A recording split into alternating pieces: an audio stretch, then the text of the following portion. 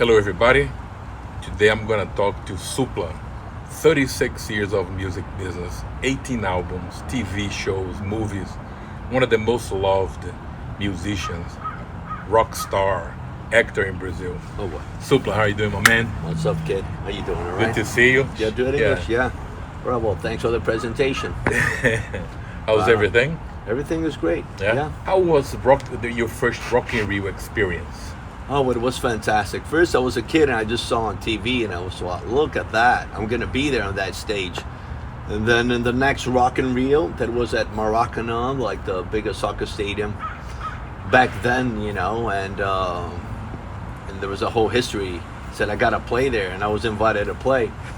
And it was a great experience because it was the first time we played with like all these big acts like Santana, In Excess, Billy Idol. I played in the same night.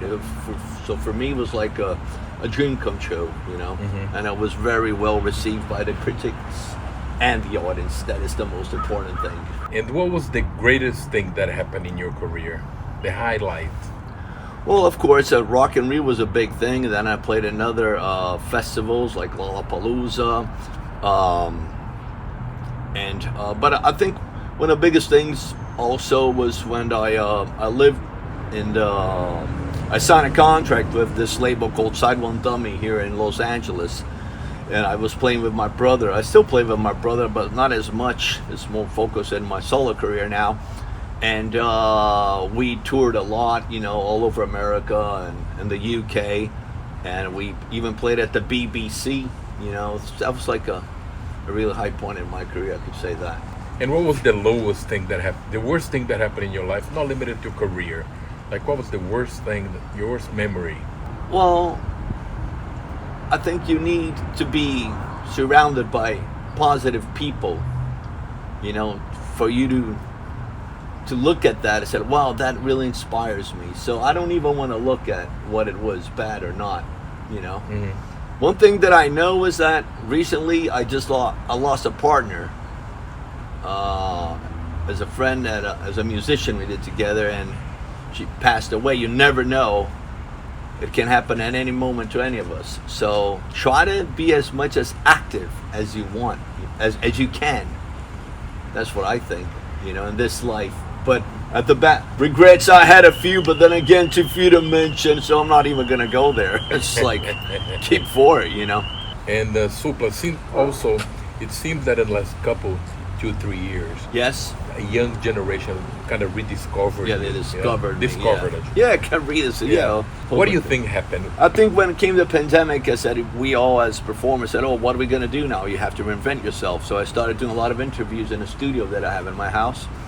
And we did that, and all of a sudden, like people really liked the way I was talking, communicating, and I was putting stuff on Instagram, TikTok, all this technology that I think it's so important, and you just got to know how to use it, because it can eat you up. But so. Since all these kids, they really enjoy what I was saying, in my comments and being fun at the same time, because we were going through a very serious period, People lost their jobs, and a lot of people, lost their houses and lives, and it was very hard. So it was a way to, making people happy. So in the meantime, while I was answering a lot of questions in my own way, I guess charismatic, I would say, so I don't know, and I would always, hey, check out my music here and do this and do that, and all of a sudden it really went, up on the roof, So I got all this new generation in Brazil that they knew me, they heard of me, but now they really know me. It's even better because they know how I think, and I just got to thank, myself for doing that. Really. And what do you do to keep yourself motivated? Well, I always try to be as honest as possible. I have a background that well, my parents are politicians and all that, and I come from a good family in Brazil that had they gave me like support. You know, I could go to school. I had like clothing. I had food. I had a place to live. And all that makes me, I think a friend of mine said, you know what, all that, instead of working against you, it gives you like a fuel, like a gasoline to keep me going, because I have to prove it all the time that I'm not here just because of my parents or whatever. It's because I'm here because of me. So that's like, it's like almost a gasoline that keeps me going. I never stop. I know that. Yeah. And I mean, most people know that you had an amateur boxing career. Oh my God, yeah. Would you call boxing among celebrities and MMA fighters is something that it's resurfacing? Is that something you consider to fight a boxing match? I'm too old for this now. Yeah, I would be like, it won't be good. I mean, I saw Mike Tyson on what he did. I think it was like 55 or 54 or something. He was amazing. He was amazing, but I mean, that's what he's been doing his whole life. He really trained, and the guy that fought him was really good too. I thought it was a great boxing lesson for everybody, especially at that age. But I just like to do it as a sport, to keep in shape. So I like to look good and be prepared, because when people come to see me play, I think that's they pay money and you got to do your job well. So that's why I always have a good presentation, of myself and the whole show. I think that's very important. Probably that's what keeps me going to this day. Is for respect for myself and the public. What about a soccer match? Oh, that would be lovely. I'll play anytime. I just did one at Globo now. What's your favorite song that you perform? I like all of them. Garota de Berlim, Green Hair, The Japa Girl, Humanos, Kung Fu on You, Encoleirado, Motocicleta Enjabrada, Parça da Erva. There's lots of songs, it's a lot of songs. Blow Me. Yeah. Everybody's telling me what I gotta say. But I like, all the songs.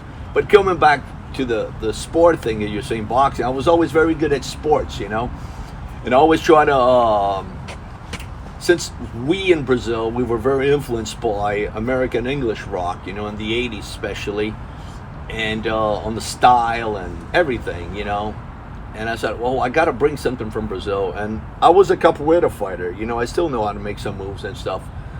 So in that performance and TV shows, I always, I would try to bring, I would bring something very Brazilian, like a capoeira dance, So it would be, it's rock and roll, but look at his body language. He's bringing something. So I'm communicating at the same time.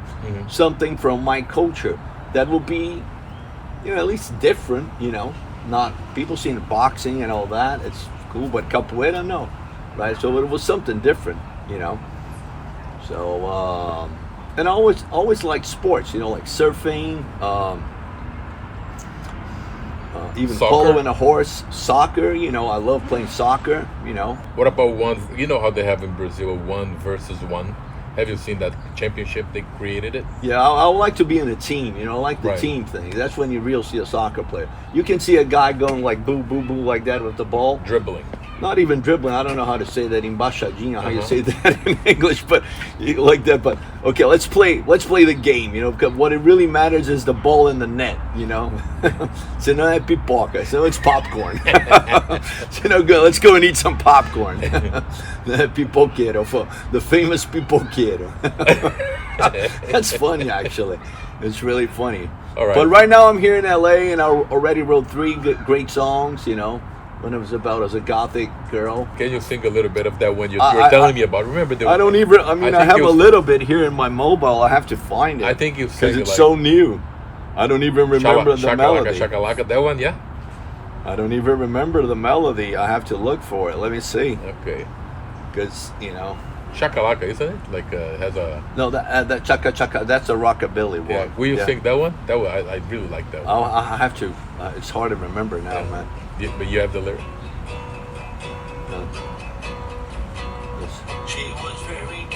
She was very dark.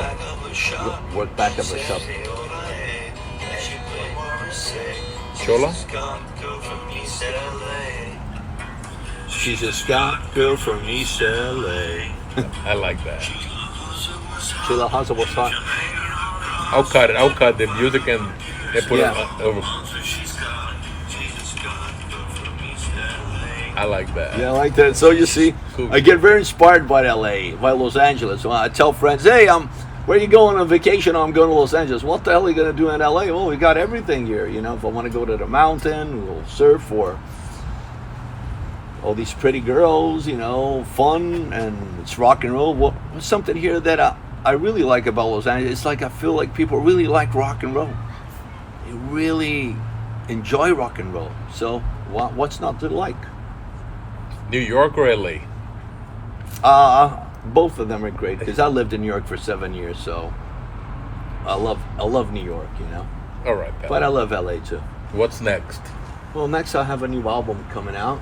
It's called Supla and the Boutique Punks, and it's straight up rock and roll, really nice. What I've been doing for 36 years, something like that. It's my number 19, I think, album, something like that too. Wow. So a lot of music, man. Good for you, man. Thank you. Thank Yeah. you very much, man. Thank you, brother. Success All right. on the new album. Thank you, man. Come on, kid. Come on, kids. Bop, bop, baloo, bop.